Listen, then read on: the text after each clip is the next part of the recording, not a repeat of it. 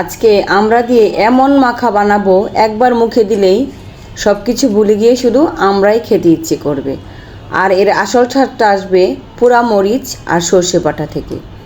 তো এই যে দেখো কত সুন্দর সুন্দর আমরা আমি নিয়ে নিয়েছি। তো এখন এগুলোকে কেটে সুন্দর করে ছিলে নিব, তারপর এটাকে ধুয়ে টুকরো টুকরো করে নিব, যাতে আমি সুন্দর করে মাখাতে পারি, মশলার সাথে মিশে যায়।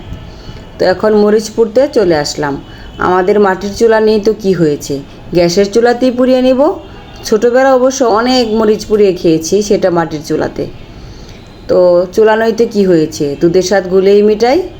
তো মরিচ পুরানোর যে গ্রানটা বের হয়েছে, সেটাই কিন্তু ভর্তার সাথে অনেকটা স্বাদের যোগ করবে। তো এই তো দেখো অনেক কষ্ট করে দুটা মরিচ পুড়িয়ে নিলাম। বারবার আগুন ধরে যাচ্ছে, আবার নিভাচ্ছি, আবার পুড়াচ্ছি। তো এই চলছিল আমার কিছুক্ষণ যুদ্ধ। তো এখন জাস্ট শেষ হলো পোড়ানোটা। এখন আর চলে আসলাম ছিল পাটায়।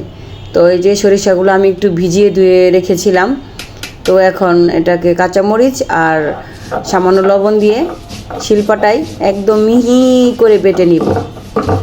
আর ভর্তা বাটাবাটিতে শিলপাটার ব্যবহার আমার খুব পছন্দ।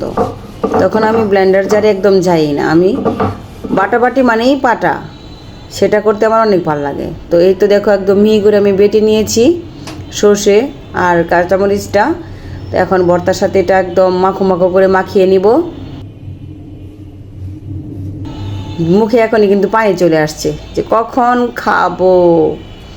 তো এই তো এখন এটাকে শুকনা মরিচ দুইটার বটা ছুটায়া হালকা লবণ দিয়া, হালকা না টেস্ট অনুযায়ী লবণ দিয়া, দেখো আমি কথাই বলতে পারতেছি না, মুখে লোল চলে আসছে। তো এখন এটাকে আমি সুন্দর করে কষলিয়ে কষলিয়ে মাখিয়ে নেব। এখন মাখানো, আর হাতটা যা জ্বালা করবে কিচ্ছু করার নাই, খেতে তো হবে।